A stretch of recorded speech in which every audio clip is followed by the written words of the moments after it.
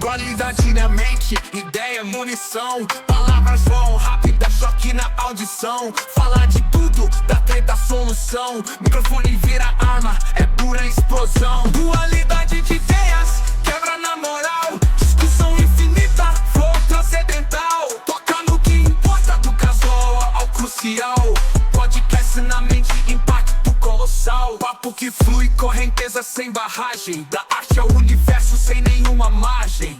Polêmica no tom, verdade na mensagem. Cada verso um espelho, reflexo da viagem. Dualidade de ideias, quebra na moral. Discussão infinita, flow transcendental. Toca no que importa, do casual ao crucial. Podcast na mente, impacto colossal. Papo que flui, correnteza sem barragem. Da arte ao universo sem nenhuma margem. Polêmica no tom, verdade na mensagem. Cada verso um espelho, reflexo da viagem. Papo que flui, correnteza sem barragem. Da arte ao universo sem nenhuma margem. Polêmica no tom, verdade na mensagem. Cada verso um espelho, reflexo da viagem. Pensamento é livre, não tem algema. Mente aberta que não há dilema. Cada episódio, nova cena, novo esquema. Dualidade de ideias, a gente sempre teima.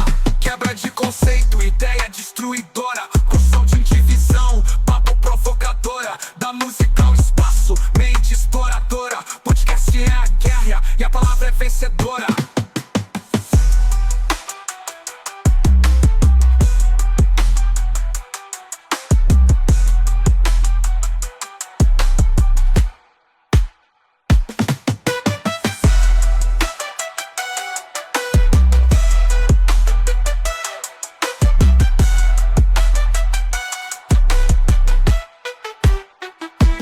Quebra de conceito, ideia destruidora. Construção de vivisão, papo provocadora. Da música ao espaço, mente exploradora. Podcast é a guerra e a palavra é vencedora.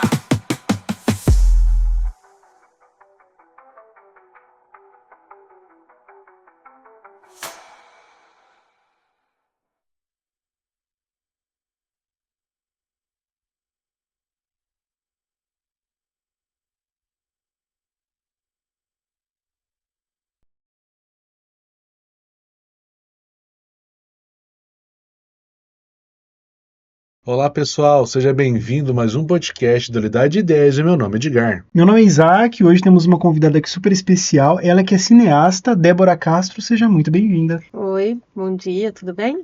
Você filmou um documentário que conta a história da sua família e do seu pai. Um dos temas do seu documentário foi um trauma. Pensando nisso, como o cinema pode ser uma ferramenta de cuidado emocional? Eu diria que ele não é uma ferramenta de cuidado, mas de elaboração emocional. Uhum. Por que que eu falo isso? Porque quando a gente filma um documentário, alguma coisa assim, a gente traz esses temas, por exemplo, no meu caso foi o trauma, Uhum. e muitas pessoas se identificam com o tema, né? Porque Uhum. qual família que não passou por um evento traumático, né? De vários níveis. E quando a gente cria essa identificação, a pessoa do outro lado, ela se sente emocionalmente acolhida também. Pô, tem alguém ali Sim. do outro lado da tela falando coisas que eu sinto e que às vezes eu não sei nem expressar em palavras. Uhum. Então ela consegue fazer uma elaboração emocional, né? Então Perfeito. acho que o cinema tem esse papel mesmo de identificação e elaboração. Débora, você acha que temas assim, por exemplo, como saúde mental, é tratado com profundidade no cinema hoje, no cinema nacional? Acho que não. Não, acho que não. Acho que ainda tem muito para se explorar mesmo. Tem alguns filmes que falam sobre esse, né, sobre esse tema, mas eu desconheço, tá? A grande maioria deles. Mas o que dá para fazer é pegar filmes que têm outras temáticas e trazer para cima esse tema, né? Então, quando a gente tem filmes que falam, por exemplo, sobre, não sei, adolescência, sexualidade, enfim, outras coisas, a gente pode acabar fazendo uma troca ali, né? E qual o papel da arte na elaboração das traumas pessoais ou coletivos? Tem um pouco a ligação com a primeira pergunta, né? Sim. Que a gente trouxe. Na questão eu vou falar um pouquinho mais do coletivo agora, né? Eu acho que a arte ela tem esse poder de não deixar no esquecimento, né? Temas importantes, temas históricos. Uhum. E isso é importante para o coletivo mesmo, para a gente elaborar como sociedade e não deixar esquecer e repetir os mesmos erros, Perfeito. né? Quando a gente faz um registro de momentos históricos importantes, a gente pode revisar, voltar para esses temas, né? Uhum. E trazer eles à tona, assim. Eu vou até contar uma historinha que eu acho legal. Quando eu era muito criança, eu assisti um filme que chamava, na escola, né? Que chamava Ilha das Flores, que era um documentário do Jorge Furtado. E eu lembro que me marcou muito, né? E eu era criança, eu tinha 10 anos, hoje eu tô com 40, né? Passado 30 anos, meu filho chegou da escola esses dias e falou assim: mãe, assisti um filme que me marcou muito. Eu falei: como é que chama? Ele falou: Ilha das Flores. Caraca. Aí eu falei: por quê, né? Por que te marcou? Ele falou assim: não, eu fiquei impressionado por saber que aqui no Brasil tem gente que é tratado pior que animal, pior que porcos. E isso me tocou tanto que eu falei, cara, foi o que eu senti quando eu assisti há 30 anos atrás. Então, para você ver o poder da arte, assim, do coletivo, para educar, para dialogar e para trazer temas que são importantes, né? Sim. Naquela época e ainda hoje. Ainda hoje. Nossa, mas esse documentário, eu lembro que eu assisti ele na época da escola e revi ele há pouco tempo. E ele tem uma estética, assim, bem marcante, né? A fotografia, né? Eu não sei, tem uma coisa, assim, que mexe com a pessoa, né? Sim. Não só a mensagem, mas a forma que é feito, né? Sim. E é interessante o começo, ele é bem didático, né? Que ele vai explicando a diferença dos animais para dos homens, né? Que é do nosso como que a gente movimenta, porque que a gente... E daí ele vem com essa... Daí ele vai se aprofundando, assim, e ele realmente ele marca, tanto esteticamente como o tema, né? Ele é muito bom. E é um curta, ele não é um documentário grande, cansativo, nem nada. Ele é ideal, assim, para criança, né? E, se não me engano, tem no YouTube, né? Tem no YouTube, é muito bom. Ô, Débora, agora fala pra gente, você fez um documentário muito interessante e eu quero saber de você, assim, o que te atraiu, o que te levou você a entrar no gênero documentário? Primeiro, acho que eu gosto de histórias reais. Eu sempre gostei de histórias reais, né? E o documentário, eu acho que a gente pode trazer o nosso olhar, né? Então, assim, é claro que a gente pode trazer, fica claro. E eu posso me posicionar, e eu posso trazer a minha opinião sem ficar enrolando mesmo. É aquilo que eu penso, né? Eu acho que eu gosto muito disso também. E gosto do documentário também, esse fator de registro da memória, né? Eu contei a história do meu pai e depois que eu fiz, eu fiquei pensando, poxa, meu pai tem 82 anos, né? E eu fiquei pensando, e tá bastante doente, inclusive, e eu pensei assim, nossa, que legal, porque o dia que ele se for, eu vou poder rever o rosto dele, a voz dele, por muito tempo, né? Por anos, assim. E ele é uma pessoa comum, né? Mas ele tem uma história interessante. Vocês assistiram, ele tem uma história interessante.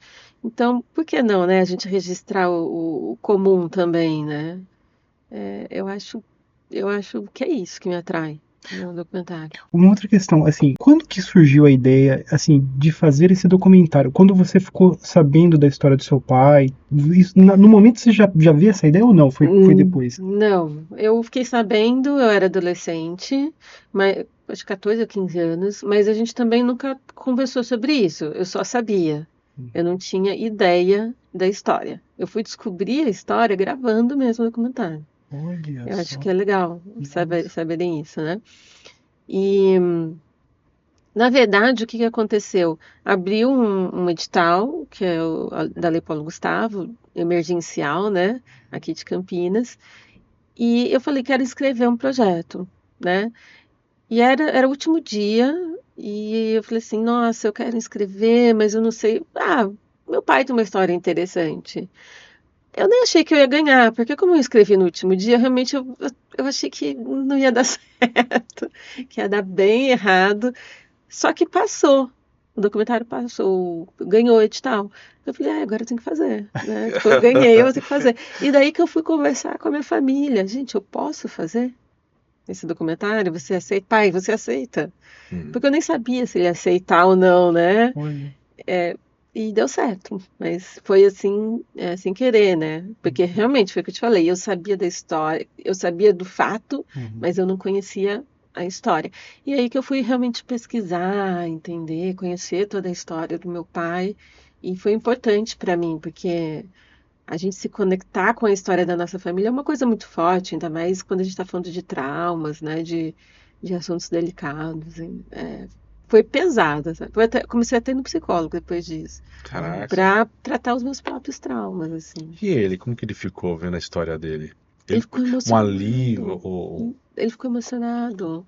Por quê? Porque a gente fala muito isso no documentário, que como é ruim ser silenciado, como é ruim você não poder contar a sua própria história, como é ruim você não poder falar o que você passou e ficar segurando, né, e sentindo dor e ter dúvida de como as pessoas vão te julgar, como a sociedade ou sua própria família vai te julgar. Isso é muito ruim, né? Então, quando você consegue expressar e muita gente te abraça, é um sentimento legal mesmo, né? De se sentir amado, de ouvido, né? De uma escuta ativa, assim. Ô, Débora, mas assim, logo de cara, ele aceitou, porque eu penso assim, porque um tema como esse vai tocar em algumas feridas, assim, né, Uhum, bem profundas, assim, uhum. e ele topou, assim, logo de cara, como que foi? A que a gente foi transformando, né? Eu falei assim, Uhum, pai, a gente pode fazer um filme? Posso fazer um filme com você? Ele falou, pode. Daí eu falei assim, a gente vai conversar, é um diálogo de filha para pai. uhum, Ele falou, pode. Né? E daí a gente foi fazendo umas trocas, eu fui lá, eu gravei na casa dele várias vezes e fui gravando só áudios, eu não gravei assim de cara, tá? uhum. Aí meu pai sofreu um infarto. Aí eu falei, meu Deus, não vou conseguir fazer, né? E nem queria naquele momento, porque eu falei, nossa, ele tá mal, enfim. Aí eu pensei num plano B, falei, e se não der, vou fazer outra coisa, ainda com esse tema, porque era o que o edital pedia, mas eu já pensei que talvez nem envolvesse tanto ele. Ele deu uma melhorada, e quando ele melhorou, eu falei assim, pai, vamos pegar 2 dias e vamos. Era para ter uma outra estética. Era para ser uma coisa muito mais íntima, que era só eu e meu pai conversando, uma coisa menor, inclusive. Mas por conta desse infarto, realmente, eu mudei tudo. Falei assim: eu vou fazer uma entrevista com você, uma ou duas, e eu vou registrar, porque é importante ter esse registro, né? E vamos fazer todas as perguntas possíveis. Então, eu peguei 2 dias inteiros com ele, né? Um que ele tá sozinho, um outro que tá ele e meus irmãos, a família mesmo, e a gente registrou todos esses momentos de uma vez, numa paulada, assim, e depois eu fui construindo as outras cenas. Mas foi difícil, por causa desse fato foi bem difícil. Caraca, imagino. O que você pensa sobre o limite ético de filmar outras histórias reais? Então, é uma pergunta importante essa do limite Essa é. ético, porque quando a gente assiste alguns documentários, principalmente jornalísticos, a gente vê que não tem muito limite, né? Eles passam, né? Espaço, né? Então a gente vê um sensacionalismo, um exagero, quer mostrar muito a dor, quer mostrar muita, enfim, é muito pesado, né? Então, foi uma coisa que eu tive muito cuidado para fazer. Primeiro porque eu acho que o limite ético, ele não vem só no como a gente vai exibir a imagem daquela pessoa, porque vai ficar registrada para sempre. Milhares de pessoas vão assistir, né? Uhum. Como que vão enxergar aquele sujeito depois desse filme, mas também na hora de gravar. Por exemplo, quando eu gravei, eu estava falando de traumas com aquelas pessoas, né? Uhum. Então, até que pergunta eu poderia fazer sem trazer memórias tão horríveis, né? Então, se vocês forem ver, ele é um filme até lá. O meu filme é um filme light. Ele não é um filme super pesado. Eu poderia trazer coisas muito piores, né? Para dentro da história. Mas será que era necessário eu registrar e a pessoa ficar se vendo e falando coisas tão ruins? Eu tô falando de tortura no filme, né? Sim, Então, imagina assim, a pessoa ficar se assistindo e relembrando aquilo a todo momento. Será que é necessário isso? precisa também. Será que precisa? Então, eu acho que primeiro a gente tem que respeitar o ser humano, Uhum. né? E dá para fazer obras sem ser obras de arte artística sem ser tão pesado, né? Sem trazer a dor da pessoa de volta para as telas. Para quê? Tá. né? Chama mais atenção? Chama mais público? Acredito que sim, porque as pessoas têm curiosidade, né? Pro mórbido, assim. Tem, porque hoje tem muitos, né?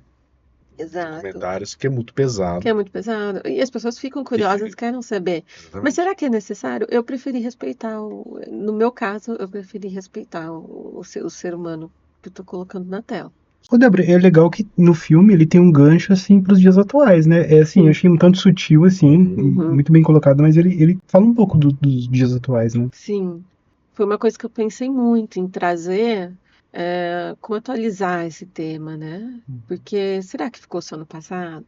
Será que acontece nos dias de hoje e tudo mais? Existem muitos filmes sobre a ditadura, sobre esse tema. A gente tem muitos filmes, né, brasileiros sobre isso. Mas eu vejo que não fazem esse link para os dias atuais. Eles ficam muito na história, né? Então eu quis trazer um pouquinho para a atualidade mesmo, para a gente fazer uma reflexão da nossa sociedade dos dias de hoje, né? Quais documentários que te inspiraram na sua trajetória? Teve algum documentário? Tem vários, assim, eu gosto muito de assistir documentário. Não teve nenhum documentário específico, mas eu posso dizer alguns documentaristas, né? Que nem a própria Petra, que tem feito documentários em que ela se coloca no filme, né? Petra. A Petra, ela fez o Democracia em Vertigem, sei que é. que foi pro Oscar Sei que quando foi lançado, e ela fez esse último, que é o Apocalipse nos Trópicos. eu vi. E ela se coloca nos filmes, né? Então eu acho que essa questão de se colocar no filme vê um pouquinho dela também. Mas eu acho que um dos documentaristas que eu mais gosto é o Eduardo Coutinho. Eu acho ele maravilhoso, assim. Eu gosto de todos os filmes dele, Cabra Marcado para Morrer. Eu gosto muito do Edifício Master, que também assisti na escola, inclusive. Caraca. Gosto também do Jogo de Cena. Eu gosto muito dele. Eu fui num festival uma vez e eu assisti uma palestra dele. Ele falou uma coisa muito interessante. Ele contou uma coisa que aconteceu no Edifício Master, que ele foi entrevistar uma das mulheres que moravam lá. E naquele dia ela chegou toda feliz, tal, e ele perguntou, né, para ela por que ela estava feliz. Ela falou assim: hoje foi a primeira vez que eu fiz um programa como prostituta. Caraca. E ela falou assim: eu ganhei R$50, eu nunca tinha ganhado tanto dinheiro num dia só. E eu tô feliz porque eu pude levar meu filho, que tem 10 anos, mais ou menos, né, pela primeira vez para comer McDonald's. E isso não entrou no filme, mas ele conta essa história, porque pela primeira vez ela tinha conseguido proporcionar para o filho dela comer McDonald's através de dinheiro de prostituição. E para mostrar como existe essa coisa no mundo, essas diferenças sociais, né? Que pra gente é só um McDonald's, né? Para ela foi proporcionar um momento para o filho. Eu fiquei, nossa, aquilo me pesou tanto, eu fiquei pensando tanto. Ele não colocou no filme, ele falou assim que ele ficou na dúvida se ele colocava no filme, se isso poderia até virar uma ficção, uma história real. E eu gostei muito do jeito que ele pensa, eu gosto muito do jeito que ele pensa, eu gosto muito do jeito que ele filma, como ele traz, o jeito que ele dialoga com as pessoas, fazendo as entrevistas e traz muita verdade, né, para dentro da história. Eu acho Ele é ele bom. sensacional, ele é muito bom. Ô, Débora, agora entrando num outro tema, assim, falando da cidade de Campinas, a nossa cidade. A cidade de Campinas é uma cidade que tem uma força cinematográfica, assim? Tem, por incrível que pareça, né?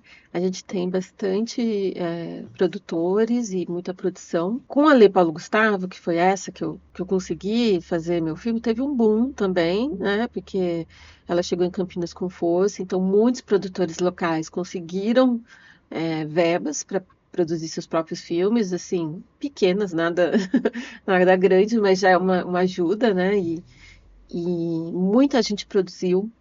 E eu acho que isso deu uma efervescida mesmo na cidade, né? É que as pessoas continuaram produzindo, um pouco também com a Aldir Blanc, mas muita gente também sem verba nenhuma, né? Ali na guerrilha. E a gente tem muitos produtores bons na cidade, assim.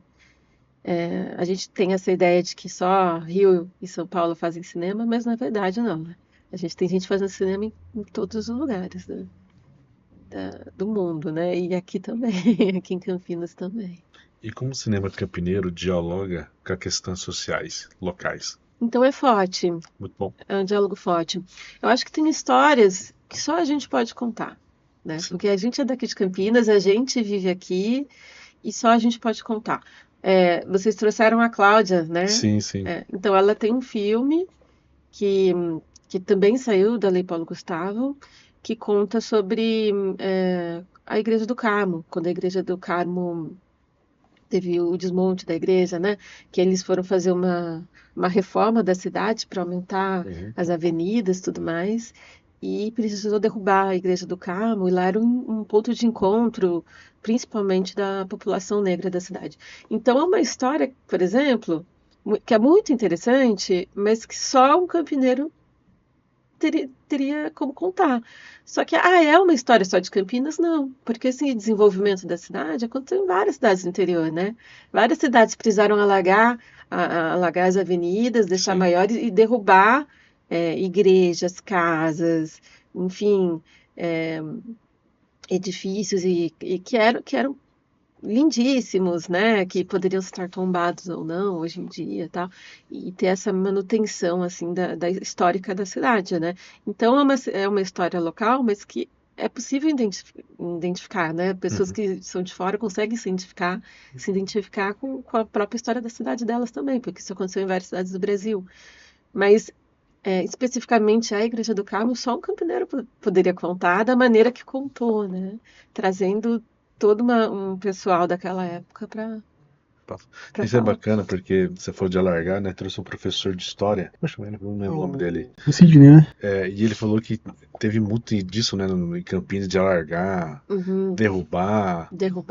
E a Cláudia fazendo. É bom que eu não sabia muitas coisas. E com os filmes a gente aprende, né? Então, Isso que é bacana. e é legal conhecer a história da sua própria cidade, né? Exatamente. Campinas é uma cidade com muita história. Para você ver, você sabia que Campinas, o primeiro longa-metragem foi feito aqui? Brasileiro. Não, também não sabia. É interessantíssimo. Outra coisa que aconteceu aqui em Campinas, por exemplo, a gente já foi considerado lá na década de 20 Hollywood brasileira, porque a gente produzia muitos filmes, né? Mais do que em São Paulo, Rio de Janeiro e tudo mais, porque a gente teve um movimento muito forte cinematográfico já. Então, a gente tem muita história, né? Só que se perde.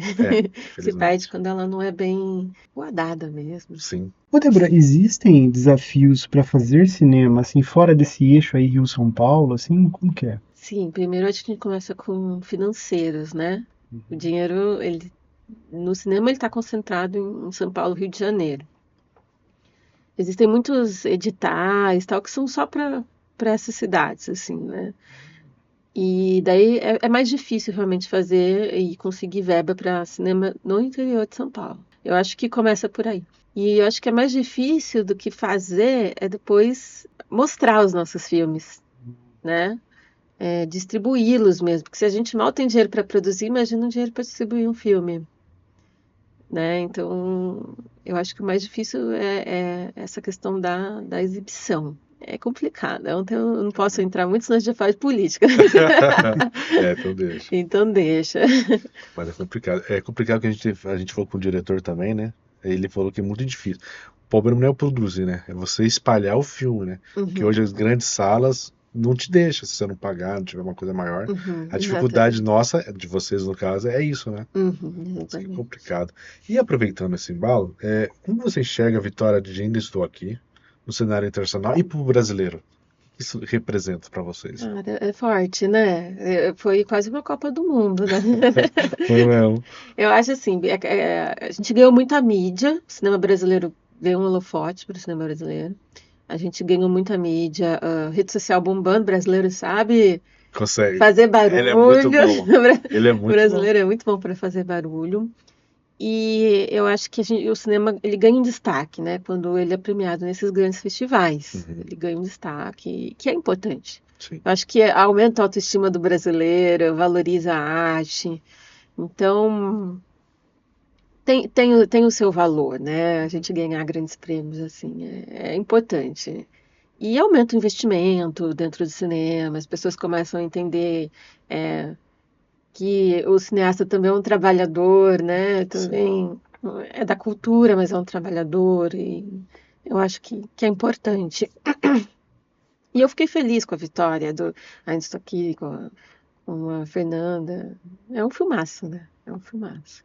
Bom, o Edgar falou de Ainda Estou Aqui, a gente tem agora o Agente Secreto, né, que vai estrear aqui no Circuito Nacional. Circuito... 2 de outubro. Olha só, estou super ansioso para ver. E o que você acha, Débora, assim, de um cinema assim, mais de gênero, né, sendo reconhecido aí fora? O que você enxerga em relação a isso? É importante porque o brasileiro está aprendendo a fazer cinemas diferentes. Cada vez mais o nosso cinema está mais plural e é muito legal. Eu estou super curiosa para ver. Até comentar, né? A gente estava falando lá fora sobre essa questão dos gêneros, né? Quando a gente pensa em cinema brasileiro, a gente sempre pensa em que fica famoso lá fora. A gente pensa nesses filmes com uma pegada social. São lindos, importantes. Eu acho que eu nunca vi um filme que foi para fora ficar famoso e não ser um filme lindíssimo, né? Ainda Estou Aqui. Central do Brasil, maravilhoso, né? Cidade de Deus, enfim. Mas quando a gente vê filmes que têm outros gêneros, né, fazendo sucesso também, a gente consegue entender que no Brasil a gente tem uma pluralidade de filmes, que alguns fazem mais sucesso e outros não, né? E daí eu até comentei com vocês que tem um filme aqui de Campinas que é de herói, né, do Rafa Santin, que chama Corvos. E é muito legal, é um filme super bem feito e um cara super corajoso de fazer um filme sobre um herói, né? No Brasil, porque a gente não vê isso. A gente vê filme de herói fora daqui, né? Então, eu acho muito corajoso e eu gosto de quando as pessoas se arriscam e tentam fazer gêneros diferentes, né? A gente tem muitos filmes de terror no Brasil também. Eu amo filme de terror, né? E a gente tem muitos filmes de terror, né? A gente tem também um diretor, eu não lembro o nome dele, acho que é Flávio Crivalho, não lembro o nome dele agora, mas é aqui da cidade também, e ele faz muitos filmes de terror, é super legal, é super interessante, então, comédias, né? Comédia. Comédias, o próprio Rafa Santin fez também um de comédia, então é legal quando a gente traz esses gêneros diferentes, porque o brasileiro gosta de tudo, né? A gente gosta dos filmes sociais, mas a gente também gosta de comédia, a gente também gosta de filme de herói, então é legal quando a gente tem para tudo, né? Gosto para tudo. E a gente tem, só que é mais difícil chegar no circuito comercial. Então, essa busca pelo cinema independente que é importante, eu acho, e que talvez a gente tenha que ensinar o brasileiro a ir atrás de outras linguagens, né? Do filme do próprio país. Mas, Débora, você acha que, assim, depois do sucesso aí de Ainda Estou Aqui, levar um Oscar de melhor filme internacional, isso aí tá mudando? Ou, assim, ou você acredita que vai mudar ainda mais em relação ao acesso, né, dos brasileiros aos filmes, assim? Eu não sei te responder exatamente isso. Assim, o que a Ancine mostra, né, que é o órgão de cinema, mostra que houve um aumento de brasileiros indo assistir filmes brasileiros em salas de cinema. Então, acredito que há sim um interesse. Acho que o streamer também ajuda, porque a gente vê bastante filmes e séries brasileiras ali. Você mesmo falou, né, que tinha uma em quinto lugar. E quarto do Rassum. Então. Comédia, mas tem em quarto lugar. É isso. Tem uma coisa interessante que eu acho que é legal falar. Esses filmes que não estão nos circuitos, que são filmes independentes, como o meu, como o da Cláudia e tudo mais, eles são filmes que a gente não consegue contabilizar, né? Porque a gente não tem ingresso, então a gente não consegue contabilizar o número de pessoas. Mas olha que interessante, eu fui assistir vários filmes feitos pela Lei Paulo Gustavo aqui na cidade de Campinas, e todos eles estavam com o MIS lotado. Olha. Eu não vi um que estava vazio. Todos eles, na sua estreia e em outras apresentações, estavam lotados. O meu mesmo, eu tive que fazer 2 exibições, uma seguida da outra, dando mais de 120 pessoas dentro da sala, né? Porque não coube. Então, assim, a gente vê que existe um interesse no cinema local também. Só que a gente não consegue contabilizar. Então, a impressão, não, está se gastando dinheiro, mas não tem gente assistindo. Tem. Tem gente assistindo e no cinema que a gente não consegue contabilizar, mas tem sim, tá? Tem e é muito legal ver o pessoal da cidade prestigiando o cinema local, assim, é muito legal. Mas é interessante isso, porque lá no cinema de Gramado que a gente foi agora, o pessoal tava comentando que tava muito mais cheio, não sei se por causa da Vitória, então o pessoal foi muito pra lá, do que da última vez que eu fui. Quando eu fui a primeira vez pra lá, tinha também, mas dessa vez tava mais lotado. Acho que o povo entendeu mais o cinema. Acho que eu Ainda Estou Aqui quebrou barreira, né? Até aqueles que não gostavam de filme brasileiro começou a ir e gostar Começou a gostar. e admirar, né? É. Isso que é o bacana também. Aproveitando, e que futuro você imagina para o cinema brasileiro após essas conquistas? Eu acho que tem dois futuros pela frente, né? Primeiro, assim, os filmes que são comerciais, como Ainda Estou Aqui e tudo mais, eu acho que existe uma tendência, assim, a eles terem mais espaços em festivais internacionais, né? Eu acho que a gente já...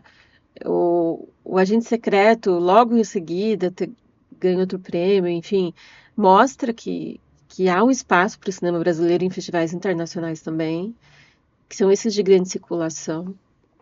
E o que fica a pergunta para mim são esses de baixa circulação, são os independentes. E aí, como que fica esse cinema, né? Que é o cinema independente. Será que ele é cada vez mais engolido pelos cinemas de salas, né? Esses cinemas comerciais? Eu acho que não, né? Eu acho que porque os cinemas independentes sempre existiu. Com dinheiro ou sem dinheiro, eles sempre estiveram aí, né? Então, eu acho que, na verdade, ele é um cinema que vai resistir, que vai permanecer e vai lutar pelo seu espaço, né? Que tem muita gente, assim, interessada. A gente sempre vai ter os amantes de cinema, Sim. né? É uma coisa que não morre, né? E eu acho que tem essa paixão pelo cinema sempre vai existir, né? Por quem assiste, mas também por quem faz. Então, esses independentes, eu acho que eles têm até mais chance de sobreviver, porque eles já sobreviveram até aqui. E vai, né? E eles continuam na mesma pegada, né? Mas seria legal a gente ter mais espaços, assim, ou formas mais, talvez, de como a gente ensinar o público a conhecer esse cinema que não chega nas salas, enfim, tem muita coisa interessante, né? Vocês assistiram meu filme, ele nunca vai chegar numa sala, ele nunca vai fazer sucesso. Mas ele é um filme interessante, ele é um filme bem feito. Não é porque fui eu que fiz, né? Também, né? É. Mas ele é um filme bem feito e tem outros muitos bons, né? A gente tem vários filmes aqui, não só do interior, mas também de outros lugares do Brasil, né? Interior de São Paulo, mas de outros lugares do Brasil que são muito bem feitos e precisam de espaços, né, para serem exibidos. Poderia sim, eu tô pensando aqui agora, né? Mas poderia ter um streaming, né, específico, né, para essas produções, né? Assim, seria interessante, né? Tipo, Começa a ter, a gente começou a ter. Acho que tem como que ele chama? Peixe, eu não lembro o nome agora, mas já tá começando a ter. que legal. Filmes específicos para cinema independente e tal. Aí é saber como que isso chega no público, como que o público recebe, né? Enfim, Mas acho que de qualquer forma teria que ser mais divulgado também. mais Tem essa questão. divulgado. Até o curta-metragem mesmo, né? A gente não tá acostumado a ver, a gente tá acostumado a ver longa ou série, né? Curta é mais difícil, né? Curta é mais difícil. Só que é tão gostoso, é tão curtinho. Rapidinho, né? É rapidinho, né? A gente tá acostumado a ver vídeo de 2 minutos no TikTok, não vai ter tempo de ver o curta, gente. Mas sabe que é uma questão complicada, tipo assim, porque, por exemplo, eu quando assisto um curta, eu fico. E principalmente se o curta é muito bom, né? Você fala, meu, mas eu quero mais, isso acabou, tipo, sabe? Sim, sim. Sim, eu te entendo. Mas também, assim, a gente precisa pensar que com o dinheiro que a gente tem, a gente às vezes consegue fazer um curta, não um longa, né? Exatamente. E talvez apoiar os curtas pode ser que a gente consiga uma carreira para fazer um longa depois, né? E também uma forma de experimentar. Acho que nenhum cineasta começa fazendo longa, né? É um tiro na cabeça fazer isso, porque é super complexo e tudo mais. Então a gente começa no curta mesmo. Mas interessante, você falou de TikTok, né? A Globo vai lançar novelas. Novelas nas pra verticais. Exatamente. Eu vi isso, porque os doramas, Tá muito tá mais forte, bombando, eles estão demais. fazendo um monte de novelinha vertical Exatamente. e tá funcionando bem, assim, pro público, né, que quer ver coisa rápida, assim, na Exatamente. internet. E a Globo tá lançando agora. Mas assim, vocês tocarem nesse assunto, vocês não acham isso um tanto perigoso, assim, esses vídeos curtos e rápidos? Porque eu tava vendo na internet alguma matéria comentando que o celular praticamente agora, aliás, a televisão, a Netflix, o streaming, passou a se tornar uma segunda tela. Porque a primeira tela é o celular na mão e a pessoa fica lá assistindo e fica mexendo no celular, vendo um vídeo aqui, acompanhando lá. Não é triste isso? Eu acho, eu acho que a gente perde muito tempo, a gente perde muita atenção também. Eu acho que a gente não se concentra para assistir. A gente estava falando disso, né? Que no cinema, quando a gente vai para o cinema, é quase que um ritual. A gente desliga o celular, vai para assistir, senta, fica no escuro, né? E a gente se concentra para assistir aquilo. E a gente sai do filme, vai conversar com outras pessoas, gostou, não gostou, por quê? Então, toda essa elaboração, né, e principalmente o pós, a discussão, elas são importantes para o cinema, para a sociedade em si, né? O diálogo, Uhum. a conversa, a escuta é importante para o diálogo, né? Para a Pra sociedade, tudo, para a sociedade. E essa coisa isolada de você ver um filme em 2 minutos, passa mais 2 minutos, passa. Você já esqueceu o que você viu há 10 minutos atrás, é muito rápido, né? Eu acho que tá dando uma emburrecida na cidade, na sociedade, sim, eu acredito. Não vou ficar falando mal, porque não tô aqui para isso, né? Mas Mas tem aproveitando. críticas, mas tem coisa boa também. Exatamente. Tem Tem os coisa dois boa. lados, né? Tem o lado bom e o lado ruim. Aproveitando assim, você tem um top 5 filmes da sua vida que você fala assim, nossa, eu tenho esses daqui. Lógico que tem vários, Tem né? vários, Mas um dos melhores top 5 seu. eu gosto muito. Poderoso Chefão, tem Maravilhoso. como, né? Daí comentei com você também a lista de Schindler, né? Maravilhoso. Eu tenho um do meu diretor favorito, né? Que é o David Lynch, então tem um filme que chama A Estrada Perdida, que eu amo, eu gosto da estética, eu acho sensacional esse filme. Gosto demais desse filme. Uhum. Eu gosto de filmes brasileiros, né? O Cabra Marcado para Morrer. Eu amo Pagador de Promessas mas é bom. também. É muito bom. Então, ou seja, eu tenho muito filme bom, né? Uhum. Fora e dentro do Brasil. Que top. É até difícil listar, né? Mas eu acredito que o melhor filme ainda dá para lançar. Toda vez eu falo, ainda vai Ainda vai lançar. Mas aproveita. E diretores? e David Lynch, que eu já comentei. Uhum. Tem um diretor que eu tenho um apego muito sentimental, que é o Ingmar Bergman. Eu gosto dele. Quando eu era muito novinha, eu fiz uma mostra de cinema e a gente assistiu quase todos os filmes dele seguidos um do outro. E foi muito legal, assim. Essa coisa de você acompanhar o diretor Uhum. é muito interessante. Tem vários. Agora, deixa eu pensar em outros. Tem muitos. Eu não sei nem te É muita dizer. coisa, muita coisa. É muita coisa. Nossa, do Bergman, um filme dele que eu acho sensacional é Persona. Nossa, Persona é muito sensacional. bom. Nossa, Eu isso. gosto de Persona, eu gosto de Morangos Silvestres, né? Tem muitos filmes. Ele tem uma estética muito interessante também. Os filmes dele são lindíssimos. Cara, esse eu não assisto. Bergman, nunca vi. Nossa, então já coloca. Então, esse eu coloca tenho- na esse eu lista, tenho que dá uma colocar. assistida, que Urgente, vale a urgente. pena. Assim, inclusive Persona, eu acredito que deva ter, não sei se tem no YouTube, mas tem um streaming do Sesc que tem Persona lá, dá pra assistir. É um streaming gratuito pra quem não conhece. Aí eu tenho Sesc já assinado. lá, gente, coloca Tem que ir. aí. O Sesc também não passa filmes? Nossa. Você consegue passar também nas salas deles? Então, talvez eu passe. Que legal. Agora em novembro, talvez aconteça de ter lá algumas relações de filmes de Campinas, aqui no Sesc de Campinas. Eu não posso falar ainda porque a data não está fechada, eu não tenho certeza também se vai rolar ou não. Mas está tendo, essa Mas conversa está acontecendo, né? Com o Sesc aqui de Campinas, com o Sesc de Jundiaí também. Legal. Está tendo essa conversa. Pô, que legal. Aí se sair, você me fala pra gente ir lá assistir lá. Legal. Né? Super Fala. top. Deve da hora. E Com certeza. outra coisa que eu tô fazendo com o meu filme, por exemplo, eu tô passando em universidades, porque as universidades estão recebendo super bem. Legal. Então, eu passei na PUC, passei no Unicamp, agora estou também dialogando com a UFSCar, para tanto turmas de cinema, Uhum. como turmas da psicologia. Né? Então a gente faz lá, meu irmão é psicólogo, vocês viram no filme, Eu então vi, a gente acaba fazendo esse debate, eu venho com o cinema e ele com a psicologia. E a gente está fazendo isso, passando em escolas também. A nossa maneira de divulgar é passar nesses lugares que aceitam culta e tal, e que dialogam com o tema, né? Que legal. Mas depois do filme vocês conversam? Perguntas? Sim, tem conversa, tem É bate-papo. igual do mesmo, mais ou menos. Alguns, né? A gente tem vários formatos. A gente tem esse que é o bate-papo com o diretor, equipe e tudo mais. Uhum. E a gente também tem uma palestra mesmo sobre a parte de trauma, e daí eles vêm porque eu não sei se vocês viram, ele explica certinho, mas no filme a gente não consegue trazer todo esse conteúdo, né? O que que é um trauma, as formas, né? Existem 3 formas de você ter um trauma: você ter acontecido alguma coisa diretamente com você, Uhum. você ter assistido acontecer aquilo com uma pessoa, ou você saber que alguém que você ama muito passou por uma situação. Sim. Né? Por isso que a gente fala desse trauma transgeracional. Sim, Então, sim. assim, só de eu saber que meu pai passou por aquilo me causa vários Traumas também. gatilhos, né? Então, existe um trauma também e tudo mais. Então, ele traz essa explicação e ele vai trazendo vários outros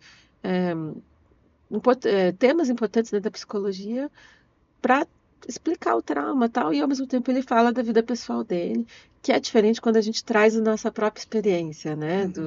Não é só a teoria, existe a teoria E a e a prática. prática ali. Então a gente fez esses 2 modelos, depende para quem está passando o filme, a gente ou faz só o debate ou traz a palestra.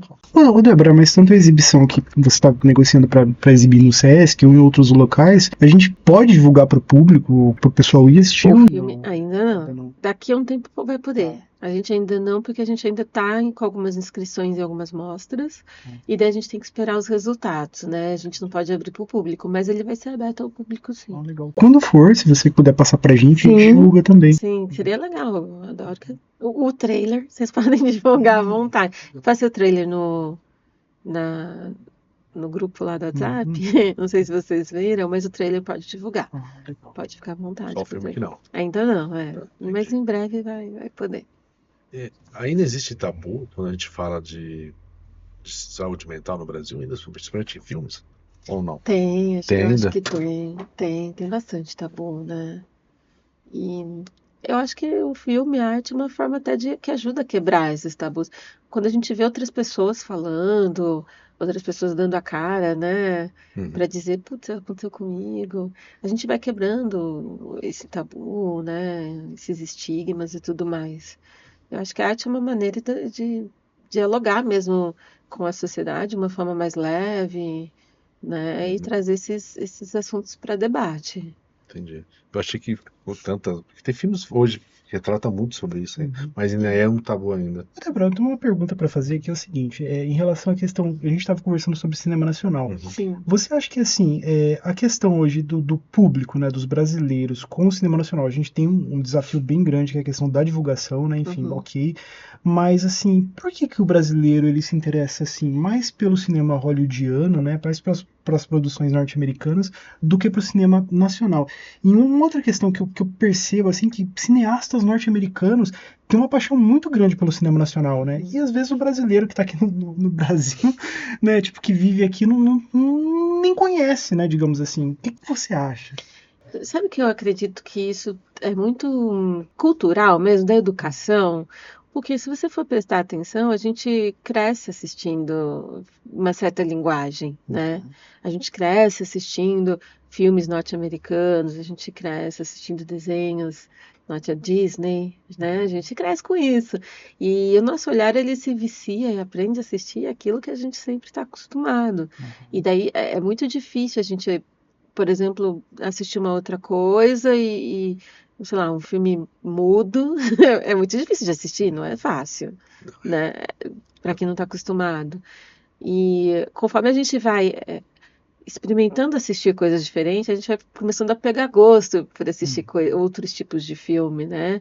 Então, quando a gente começa a se apaixonar pelo cinema, que a gente vai assistir um filme coreano, um filme argentino, né? E filmes brasileiros, aí a gente começa a entender e começar a gostar mais dessas outras linguagens, né?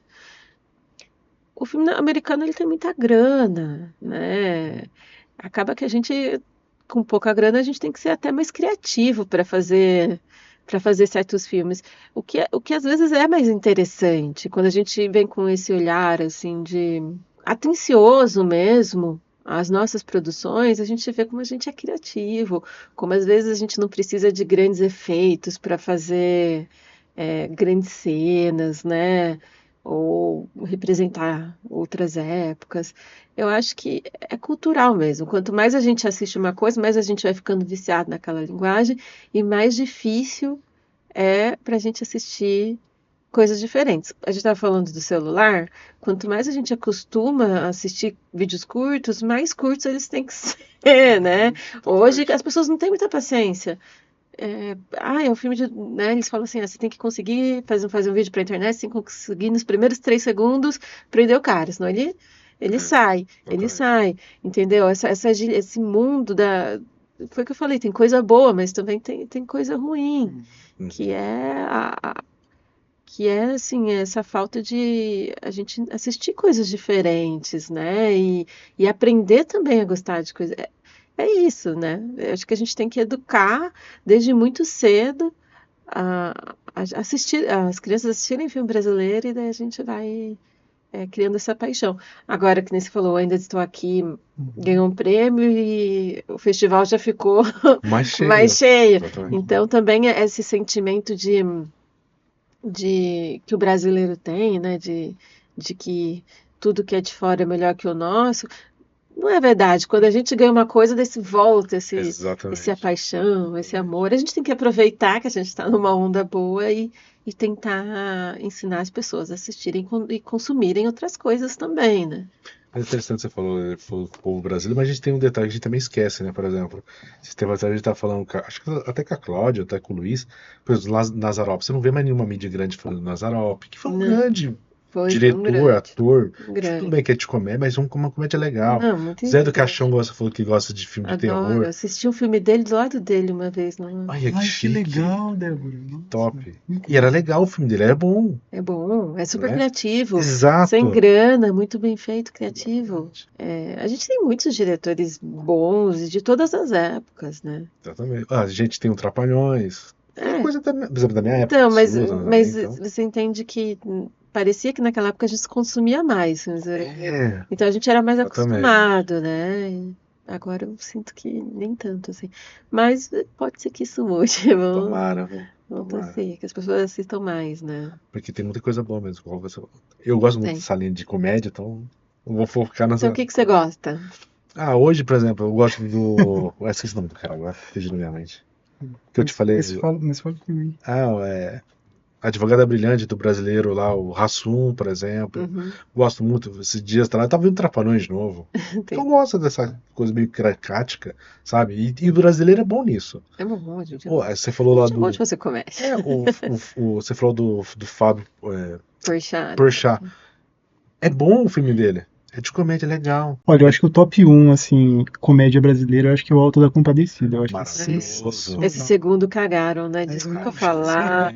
Gente, o que é aquilo? O que é aquele áudio? Tudo. Enfim. Era querer entrar na onda pra ganhar dinheiro e cagaram, né? Porque o primeiro filme é maravilhoso. Você falou assim, a pessoa começa a se apaixonar por cinema, começa, né, tipo, expandir os horizontes, digamos assim. Eu sempre fui um grande fã do Scorsese, sempre fui fãzaço da obra do Scorsese. E aí um dia subiu uma lista do Scorsese dos melhores filmes que o Scorsese gosta, o top 10 dele. Eu falei, mano, tipo, um diretor do calibre do Scorsese, ele tem um cineasta que ele curte, que ele coloca no top 10, eu quero saber quem é esse cara, sabe? Tipo, e aí eu fui descobrir Jean-Luc Godard, François Truffaut, e aí eu comecei a assistir os filmes francês, cinema francês, novela vague, e fiquei assim apaixonado. Falei, poxa, uma experiência muito diferente dos filmes norte-americanos, e é um cinema assim incrível, sabe? Tipo, e aí você não consegue mais enxergar o cinema norte-americano com os mesmos olhos, sabe? Tipo assim, você fala, meu, tem coisa muito melhor, tipo.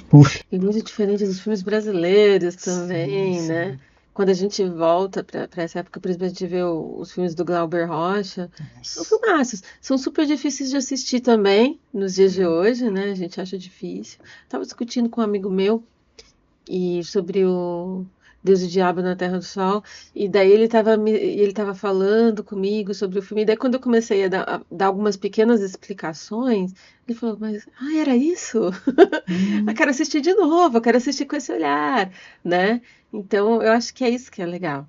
A gente também, às vezes, revisitar certos filmes depois de uma certa idade, depois de uma certa experiência, depois de ter assistido outros filmes, porque daí a gente fala, agora eu vou entender melhor, né? Agora eu vou a gente tem que reassistir algumas obras-primas brasileiras com olhares novos, depois de ter consumido outros tipos de cultura, para ver se quando a gente assistiu também, não faltava um pouco do nosso próprio conhecimento na época, né, gente? A gente está em constante evolução, então acho que Exatamente. faz parte também. Aproveitando que a gente está perto do final, qual que são os seus filmes, curtas? Conte pra gente o que tem por vir. Então, eu tenho muitos projetos, né? Inclusive, até contei para vocês, eu tenho alguns projetos que são mais antigos do que esse. Uhum. Eu escolhi gravar ele até porque eu passei com 2 projetos na época, tá? Passou esse e passou um outro documentário. Uhum. E daí eu só podia escolher um, porque, enfim, a verba é para distribuir, para contemplar mais diretores, não ficar tudo na mão de um. Então, dos 2 projetos que passou, eu escolhi esse, até pela idade do meu pai. Eu falei, eu tenho uma história, meu pai tem 82 anos, se eu não contar agora, talvez eu não conte mais. Uhum. Então, eu escolhi essa, mas eu tenho outros projetos, né? Então, eu tenho um projeto que ele vai dialogar mais com a arte, quase, assim, falar um pouquinho do papel da arte na sociedade. Aí eu tenho um outro projeto que ele vai falar um pouquinho também mais sobre violência também, Uhum. né, uma violência institucionalizada, mas ele é uma ficção, não é mais um documentário. Aí tem um outro documentário sobre que eu queria fazer com o meu filho, que é sobre altas habilidades e mostrar um outro lado, que não é só o lado da superinteligência, Uhum. mas também do se sentir isolado, de não saber expressar, de uma dificuldade, às vezes, de comunicação, porque, enfim, várias não são um lado positivo das altas habilidades, mas também O lado ruim. um lado ruim, e como pesar isso, e como nós, como familiares, podemos ajudá-los. Então, eu tenho vários projetos, e esses são 3, mas eu tenho outros ainda. Eu tenho um que é uma história também de terror também. Caraca, que legal. Então, eu tenho várias coisas aí, de vários gêneros e vários ficção, documentário, de tudo, né? E vamos tentar tirar eles do papel em algum momento. Você falou de gênero, já uma pergunta aqui agora. Você tem um gênero favorito? Não tem, eu gosto de tudo. Eu tenho épocas, né? Eu tenho época que eu só gosto de assistir filme de terror, né? Eu falei pra vocês, eu tô numa época de assistir true crime, crimes reais, assim, adoro. Fico assistindo. Adoro, assim. E não é só série ou filme, documentário, não. Às vezes eu fico assistindo até os youtubers falando lá, adoro essas coisas. Então, é época. Eu tenho muita questão de época, né? Mas gosto de filme de histórico também. Gosto desses filmes mais sociais. Eu gosto de tudo, gente. Eu gosto de consumir o cinema em todos os seus formatos. Débora, e a questão da inspiração? Você falou que assiste vários formatos. Tem aquele momento de algum filme, alguma coisa que você tá vendo e falando, isso aqui me deu uma ideia incrível pra alguma coisa. Tem isso ou não? Não em filmes, eu tenho mais na vida real. De experiências reais, acontecer alguma coisa, eu falo, isso pode virar uma história. Que legal. Essa pessoa, eu conheço alguém que às vezes a pessoa é tão interessante, tão excêntrica, tão maluca, que eu falo, nossa, essa pessoa é um personagem, Que legal. né, de filme. É mais essas histórias reais. O que eu pego muito em filme de inspiração é exatamente assim, pô, esse enquadramento é muito bonito, essa dinâmica de corte, né? Questões estéticas eu busco em filmes, né? Mas histórias eu acabo pegando de coisas reais mesmo, de história que eu escutei, alguma coisa interessante que eu li, sabe? Mais por aí. Tem um olhar de cineasta, não é uma coisa meio maluca assim? Porque, por exemplo, você tá assistindo um filme, aí não fica aquela coisa toda hora, esse diretor fez isso dessa forma, ele colocou a câmera aqui pra fazer tal cena, não tem isso. É horrível. É horrível, você começa a arranjar problema em tudo. No filme dos outros, no seu, você fala, ai meu Deus, eu queria fazer tudo de novo, começar do zero meu filme, errei tudo, sabe, assim, e a gente começa a ficar meio crítico e começa a assistir tanto pela parte técnica, então é por isso que eu gosto de assistir 2 vezes. Geralmente eu assisto primeiro assim, não, eu tenho que parar de ver e só prestar atenção na história. Eu só quero ver a história. Aí depois você fala, depois eu vou assistir com outro olhar e prestar essas atenções nessa parte técnica. Mas é horrível, mas é importante, né? Faz parte do trabalho de ser cineasta. Eu não quero ser polêmico, mas Seja. que o Isaac falou do Scorsese. O Scorsese tem uma frase que ele fala da Marvel. Qual que é a frase?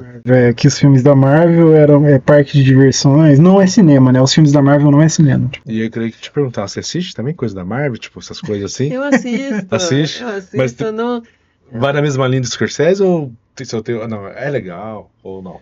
Não, eu acho que o entretenimento, ele tem a sua função, da gente se desligar do mundo também, da gente... Entendi. Pô, às vezes a vida tá um saco, você não quer ficar pensando, eu acho que ele tem a sua função, Uhum. sabe? É uma escolha também se desligar e não ficar pensando, gente, se pensar em todos os problemas do mundo, a gente enlouquece. Chega uma hora Isso é que- verdade. Então, eu acho que ele tem sua função. Eu não tenho nada contra, não. Não Ah, tenho nada legal. contra. Eu até gosto, tá? Falar a verdade, eu gosto de vários filmes da Ah, que Marvel. legal. Muito legal. Mais do que os da DC, inclusive. Que legal. Então, melhor, entre a DC é melhor? Nem todos, tá? Ah, tá. Assim. Aí entrando mais polêmica. Mas eu gosto de Marvel, eu gosto de DC também. Que Mas, legal. claro, foi o que eu te falei, eu sou de épocas, né? Uhum. Então eu tô numa época muito de assistir filme do interior de São Paulo, eu tô assistindo filme de todos meus amigos, de Ah, todos que meus legal. colegas, e eu tô curtindo muito essa vibe. Então faz tempo que eu não assisto nada da. Não, perfeito. Mas De fazer, eu por gosto, exemplo, sei com lá, seu filho, por exemplo, sai no gosta da Disney, você vai com ele, é normal assistir o filme da Disney e tal? Cara, o pai dele leva muito mais do que eu, Ah, viu tá. você ver. Por incrível Entendi. que Que pareça, legal. o pai dele leva Leva mais mais. do que eu. Mas sim, é Ah, tá normal. Só que ele assiste de tudo. Meu filho, ele assiste o cinema da Disney, da Marvel, da DC, mas ele também assiste filmes Brasileiros. brasileiros, animações Que de legal. Campinas. Eu levei ele para assistir esse filme de herói nesse domingo que eu te falei, O Corvo, Uhum. ele foi comigo. Então ele assiste filmes também, Também. Uhum. curtas, longas, enfim, ele assiste de tudo. Eu ensino ele a assistir todos os tipos de filmes, né? Show de bola. Bom, a conversa tá muito boa, mas chegamos ao final desse bate-papo. Débora, eu quero te agradecer demais por ter separado um tempo para bater esse papo com a gente. Obrigado Sim. mesmo. Obrigada a vocês, né, por terem me convidado. Pessoal, aqui no link da descrição, o Isaac vai deixar o Instagram dela, tudo que é a página dela, o filme dela, tudo bonitinho aqui no link da descrição. Não percam, vão assistir que é muito bom. Eu e ele já assistiu, é muito bom. E galera, até a próxima.